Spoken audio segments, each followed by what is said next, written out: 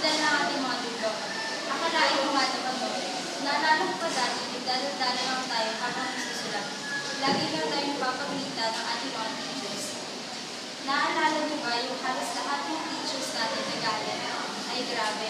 Hindi natin alam kung anong gagawin natin. Nandiyan yung sisihan kasi ganyan, kasi ganito. Tapos magpapangako, magpapakalito.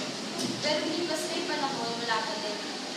Ito yung taon na ang dati nangyari, yung mga nag-away, nagkakabuhan, nagsisihan, nag-ingay, pero hindi naman, nagigwa-digwa tayo. Hindi natin napapansin, papahal na pala tayo sa isa't isa.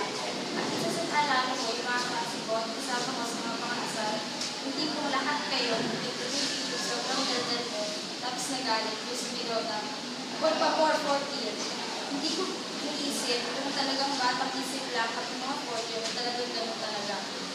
Pero masasabi ko lang, seryoso kami sa Delias, lalo na kapag sinabi yung araw ng isahan, doon kami mismo sa araw na yung gagawa. At kung sa awa naman ni Lord, yung iba, o tipo hindi napapasa, tapos magagalit na naman yung may hinihin namin puro.